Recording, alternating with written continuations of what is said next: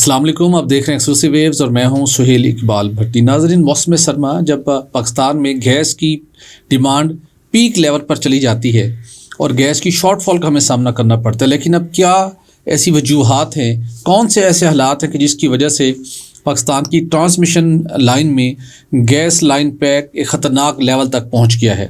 کیا وجہ ہے کہ گیس ہونے کے باوجود ہم استعمال نہیں کر پا رہے؟ کیا وجوہات ہیں کہ ہم ملک بھر کے اندر بجلی کی لوڈ شیڈنگ کر رہے ہیں لیکن اپنے پاور پلانٹس نہیں چلا رہے؟ پاور ڈویژن کے دعوے کہاں گئے اور گیس کی پوری یوٹیلائزیشن ہم کیوں نہیں کر پا رہے؟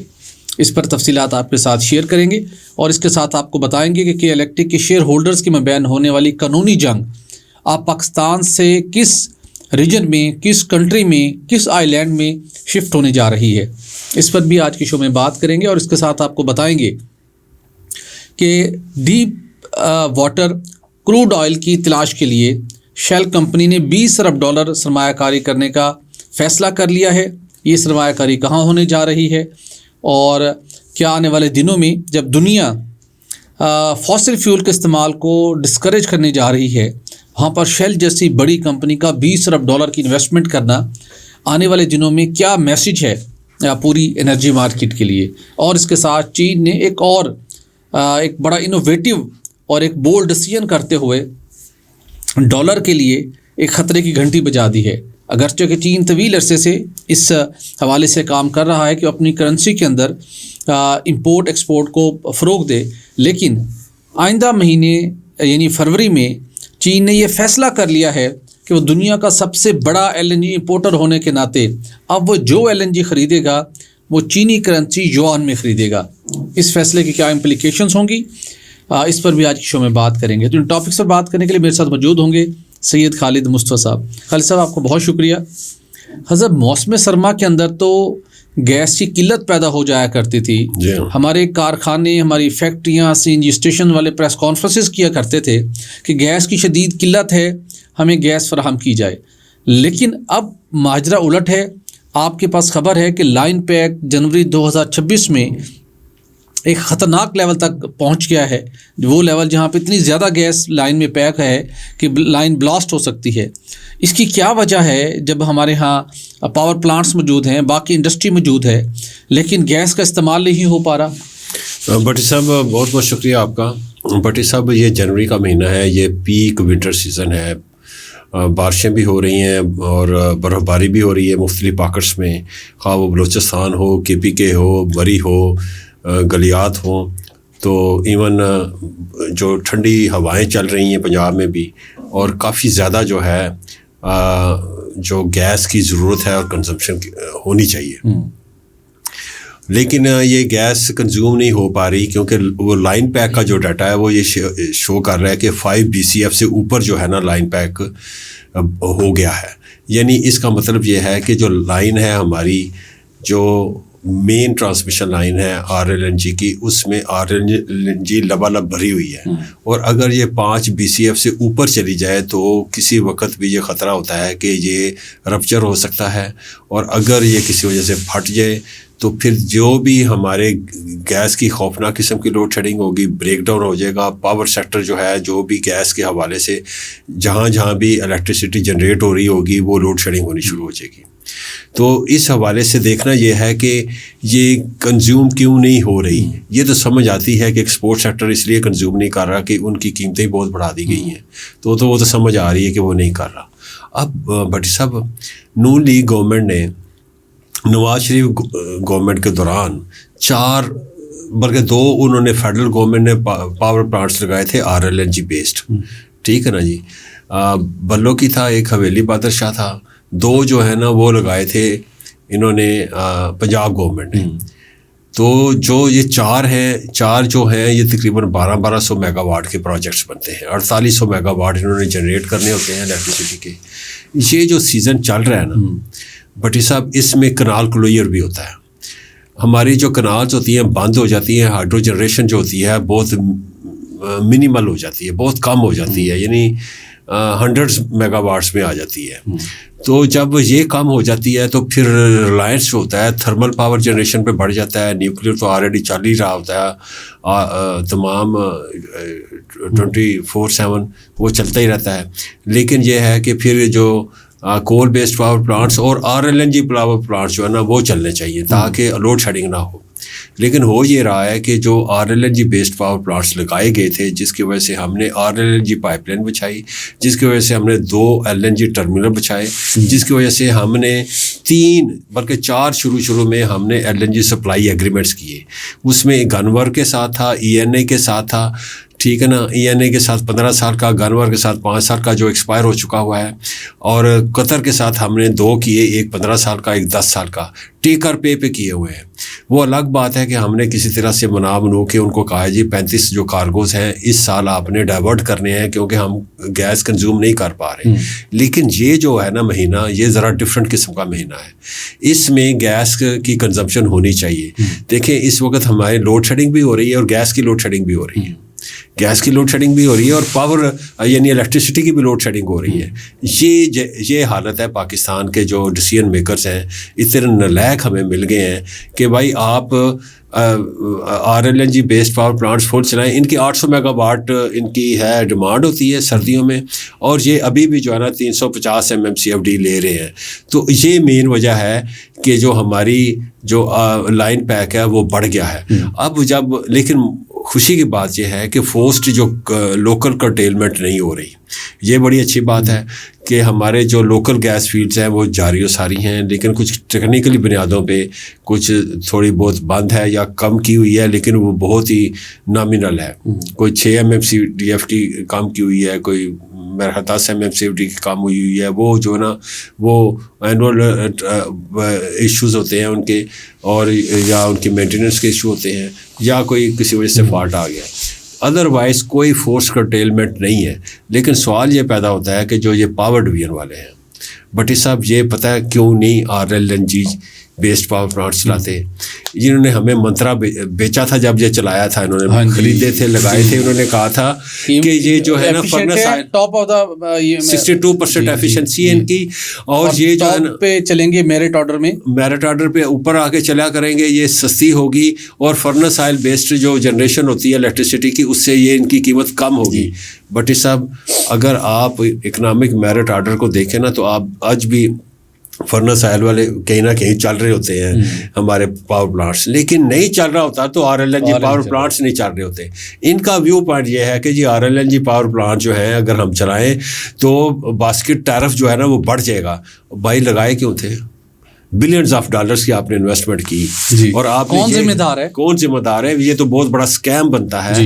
یہ تو چارج شیٹ بنتی ہے نون لیگ کے خلاف, اور یہ بھی چارج شیٹ بنتی ہے کہ یہ جو معاہدے کیے ہیں آپ نے, یہ بڑے خوفناک معاہدے کیے, اور اس پہ بھی چارج شیٹ مفتاح اسماعیل کے خلاف بھی بنتی ہے, اور یہ جو اس وقت شاہد خاقان عباسی صاحب کی بھی بنتی ہے, اور نون لیگ کے جو کرتا دھرتا تھے یا جو اس وقت پرائم منسٹر تھے ان کے خلاف بھی یہ بنتی ہے. یہ تو آپ لوگوں نے ہمارے ساتھ بہت بڑی زیادتی کی ہے.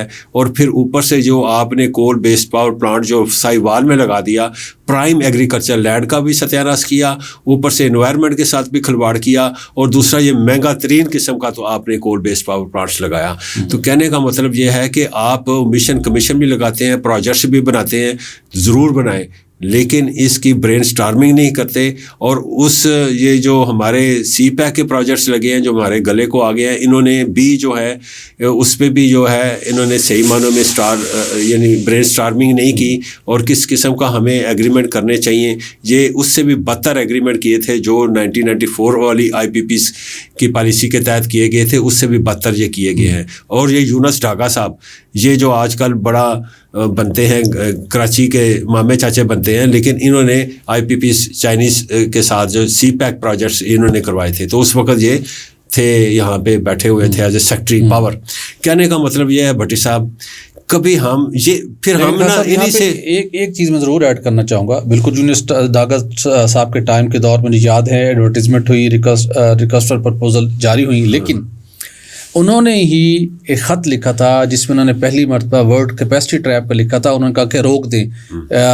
اس کا جو ہیڈ تریمو پہ تھا اس کی انہوں نے مخالفت کی. اس کے بعد کچھ اور پروجیکٹس آ رہے تھے. انہوں نے کہا خدا کے لیے روک دیں پروجیکٹ, مزید ہمیں نہیں چاہیے. جو ہم نے کانٹریکٹ اوارڈ کر دیے ہیں یہ فی الوقت ہمارے لیے سفیشینٹ ہے. اور مہینے بعد ان کا تبادلہ کر دیا گیا تھا. بٹی صاحب, میں نے جو این ٹی ڈی سی کے اس وقت کے ایم ڈی تھا نا, اس کو میں نے بلاک اے میں جو فلور نمبر 2 ہے سیکریٹریٹ میں, وہاں پہ میں نے اس بندے کو روتے ہوئے دیکھا ہے. اور وہ کہہ رہا تھا کہ ہم کیپیسٹی ٹریپ میں پھنس رہے ہیں, نہ کریں یہ پروجیکٹس, نہ کریں. ٹھیک ہے نا. RLNG کے پھر بھی کر لیے. اور یہ اس میں سے کس نے لیڈ کیا تھا آپ کو پتہ ہے؟ لنگڑیال صاحب جو ہے نا, ہمارے راشد لنگڑیال صاحب, انہوں نے یہ ہمارے 2 پاور پلانٹس لگائے تھے جو فیڈرل گورنمنٹ نے لگائے تھے, RLNG بیس پاور پلانٹس. ٹھیک ہے نا.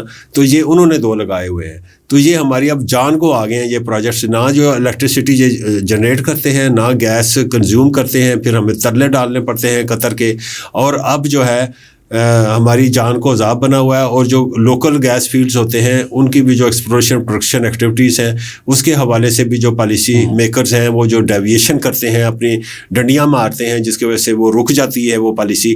تو وہ بھی جو ہے نا اس کے مطابق ایکسپلوریشن پروڈکشن کی ایکٹیویٹیز جو ہے نا وہ پک اپ نہیں ہو رہی, ایکسلریٹ نہیں کر پا رہی. تو بٹی صاحب ہر طرف جو ہے نا مسائل, یہ جو ہمارا جو بیوروکریٹس ہیں نا بیٹھے ہوئے, ریڈ ٹیپزم اور پلس گورنمنٹ کی ول, اور جو کچھ کیبنٹ ممبرس ہیں ان کا محاسبہ کرنا بہت ضروری ہو چکا ہوا ہے. درست کہا آپ نے, خاص ان کا محاسبہ کرنا بہت ضروری ہو چکا ہے.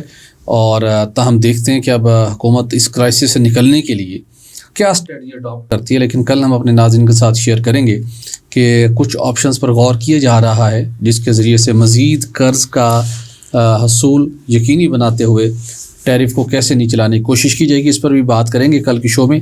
لیکن آگے بڑھتے ہیں اور تھوڑا سا ناظرین آپ کو بتاتے ہیں کہ دنیا ایک رینیویبل انرجی کو پروموٹ کرنے کی طرف جا رہی ہے.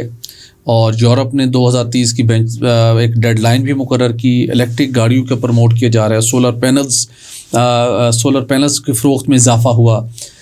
ونڈ انرجی, سولر انرجی اور ماحول دوست فیول کے استعمال کے حوالے سے بڑی بحث چلی اور اس کو بڑا پروموٹ کیا جا رہا ہے. لیکن حیران کن طور کے اوپر اس وقت امریکنز اور یورپین کمپنیاں جو فیوچر کے ایک انرجی لینڈسکیپ کو مد نظر رکھتے ہوئے وہ $1 بلین کی انویسٹمنٹ کر رہی ہیں.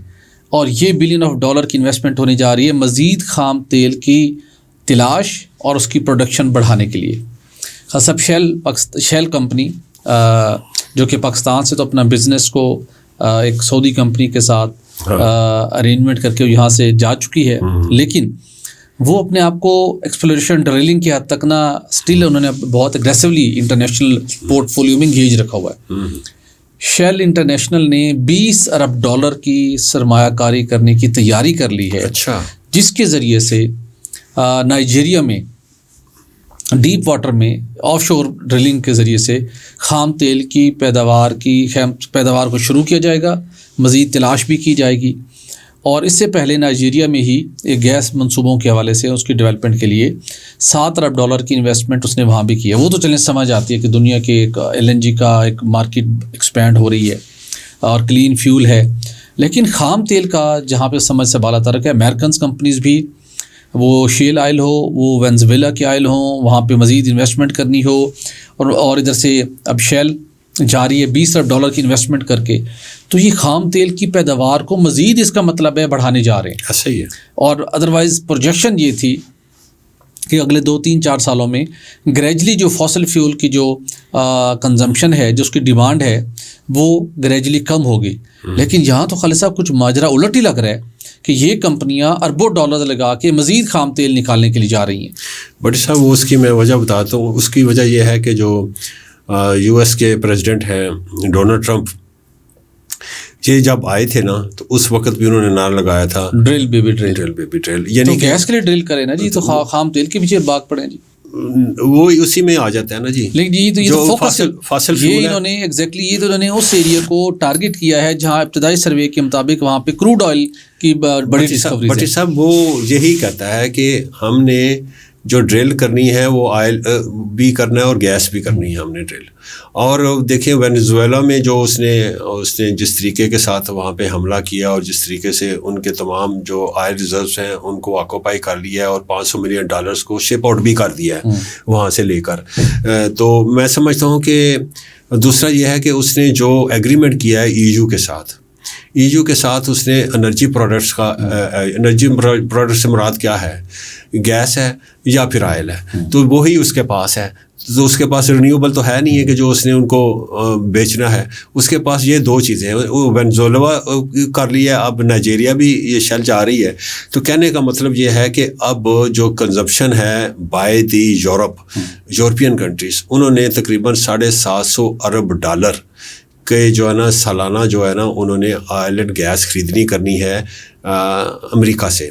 اور جو ہے جو رشیا سے وہ خرید رہے تھے وہ تقریباً ان کا ایگریمنٹ جو ہے نا جنوری 2027 کو بالکل ختم ہو جائے گا, اور وہ جو گیس رشیا سے یا آئل خرید رہے تھے وہ بالکل ختم ہو جائے گا. تو سارا اس طرف سے وہ اب خریدا کریں گے جیسے.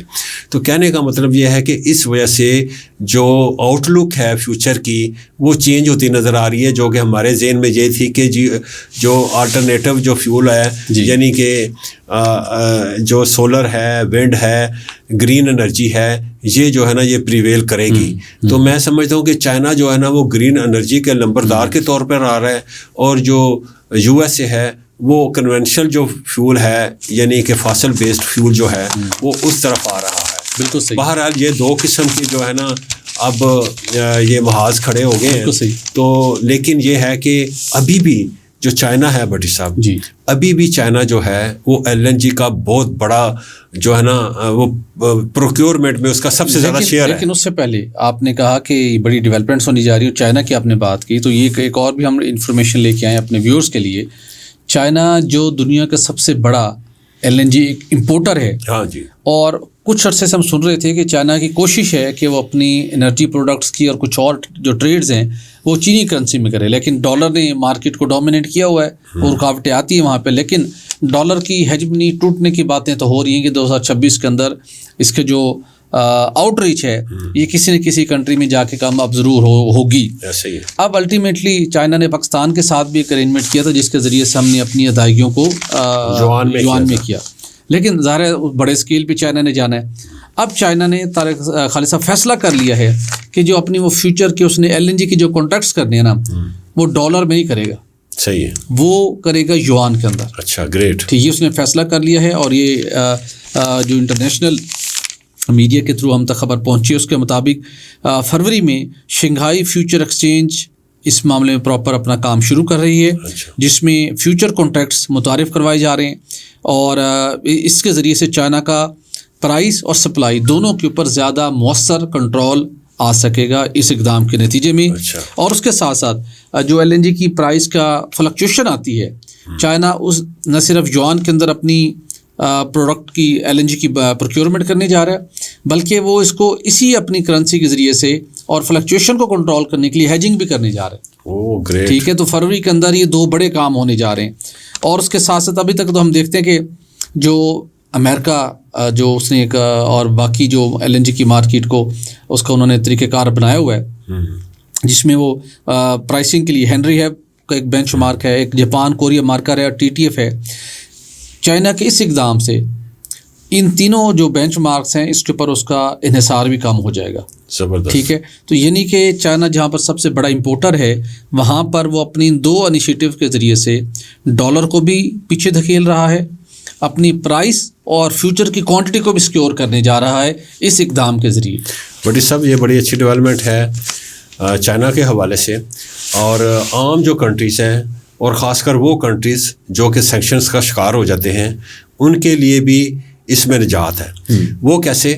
وہ ایسے کہ بٹی صاحب جو برکس ہے, ایک بلاک ہے برکس, جو اس میں جو ممبر کنٹریز ہیں وہ بھی چاہتے ہیں کہ ہم جو ہے ڈالرز پہ ہماری جو ریلائنس ہے وہ کم ہو, اور وہ چاہتے ہیں کہ ہم آپس میں جو ان ممالک ہیں جیسے چائنا ہے, رشیا ہے, ایون سو مچ سو کہ انڈیا ہے, یہ اپنی لوکل جو کرنسیز ہیں اس میں یہ کاروبار کریں, ٹرانزیکشنز وغیرہ کریں ہر قسم کی, لیکن مجھے لگتا ہے کہ یوان جو ہے, چائنیز یوان جو ہے, اس میں ٹرانزیکشن زیادہ ہوں گی, کیونکہ اس کی جو اکنامک مسل ہے وہ بہت زیادہ اسٹرانگ ہے. بالکل صحیح. اور وہ کسی پہ سینکشنز بھی نہیں لگاتا. حالانکہ ویتنام کے ساتھ اس کی کتنی خوفناک لڑائی ہے, جاپان کے ساتھ اس کی کٹنی خوفناک لڑائی ہے, کورے کے ساتھ, وہ تائیوان کے ساتھ. تو میں کہنا چاہتا ہوں کہ اس نے کبھی اس قسم کا جو ہے نا آرم ٹویسٹنگ نہیں کی, اور نہ ہی وہ کرے گا. آپ دیکھیں پہلے بھی اس اقدام سے پہلے بھی جو اس وقت جو ہے نا ڈالر یوان جو فائٹ ہے وہ کافی جو ہے نا مومنٹم پکڑ رہی ہے. اور بیسیکلی یہ جو پریزیڈنٹ یہ جو ہے ٹرمپ یہ جو لڑائی وغیرہ کر رہے ہیں نا, چار مکھی لڑائی جو ہے, یہ جو مکھی لڑائی جو کر رہا ہے, ایکچولی یہ یوان اور ڈالر کی لڑائی. بالکل ٹھیک ہے. اصل جنگ یہ ہے, چلیں دیکھتے ہیں 2026 کے اندر اس جنگ کے اندر یوان کس حد تک پرویل کرتا ہے. اس کے لیے کچھ مہینے ہمیں انتظار کرنا ہوگا. تو آگے بڑھتے ہیں. خالد صاحب کے پاس ایک اور ایکسکلوسیو اسٹوری جو کہ بنیادی طور کے اوپر کی الیکٹرک کے شیئر ہولڈرز کے مابین ہونے والی قانونی جنگ سے متعلق ہے. خالد صاحب, کراچی کی ایک کورٹ کے اندر, سندھ ہائی کورٹ کے اندر یہ جنگ جاری تھی, لیکن اب اطلاعات یہ ہیں کہ وہاں سے پیٹیشن وڈرا کر لی گئی ہے. اس کی کیا وجوہات ہے؟ کیا یہ قانونی جنگ اب ختم ہو گئی ہے شیئر ہولڈرز کے مابین؟ اگر ختم نہیں ہوئی تو اب کہاں پر یہ قانونی جنگ شروع ہونے جا رہی ہے؟ بٹی صاحب, ایکچولی جتنی بھی انویسٹرز ہیں نا, اور جو کمپنیز ہیں جنہوں نے شیئرز خریدے ہوئے ہیں کے الیکٹرک کے, بیسیکلی ان کا کیمین آئی لینڈ میں جو ہے نا ان کی رجسٹریشن ہوئی ہے. تو وہاں کی جو کورٹ ہے انہوں نے کہا تھا جو الجماعہ گروپ کو ہے اور ڈینہم گروپ کو کہ آپ نے جو IGCF کے خلاف جو پٹیشن دائر کی ہوئی ہے اور جو مقدمہ کر رہے ہیں سندھ ہائی کورٹ میں, وہاں سے آپ وہ ودڈرا کر لیں اپنا کیس, کیونکہ ان کی وہ جورسڈکشن نہیں بنتی. جورسڈکشن یہاں بنتی ہے کیونکہ آپ کی ساری کمپنی یہاں پہ رجسٹرڈ ہے. تو لہٰذا وہاں پہ اب جو ہے نا وہ کیس لڑا جائے گا. لیکن جو اسٹے ہے وہ انہوں نے ویکیٹ صرف اور صرف IGCF کے خلاف کیا ہے. جو دوسری جو انسٹیٹیوشنل ادارے ہیں ہمارے جو گورنمنٹ کے ہیں, جس میں SCCP آ جاتی ہے, جس میں ریگولیٹر نیپرا آ جاتا ہے, تو SCCP ریگولیٹر ہے, تو ان کے خلاف وہ ہے مقدمہ ابھی بھی جو ہے وہ جاری و ساری ہے. اسی طریقے سے پاور ڈویژن اور پرائیویٹائزیشن کمیشن ہے. اب آپ پوچھیں گے یار یہ کیا مقدمہ کیا ہوا انہوں نے؟ مقدمہ یہ کیا ہوا ہے کہ جو IGCF ہے جو کہ یہاں پہ شہرجاز چشتی صاحب ہیں ان کے, تو انہوں نے کچھ شیئرز وغیرہ خریدے تھے. تو ان کا کہنا ہے جو دوسرا گروپ ہے الجماعہ گروپ اور ڈینہم گروپ جو کویت کی کمپنیز ہیں, ان کا ایک گروپ ہے, کنسورشیم ہے, وہ کہتے ہیں کہ یہ ایسا نہیں کر سکتے. ایک تو اس کے پاس جو نیشنل سیکورٹی سرٹیفکیٹ نہیں ہے جو کہ بڑا ضروری ہوتا ہے, تو یہ کیسے خرید سکتا ہے. اور دوسرا یہ ہے کہ ہم بیسیکلی مین اسٹیک ہولڈر ہیں, تو ہم سے بھی یہ اجازت لینی ضروری تھی, تو آپ نے یہ کیسے دے دی.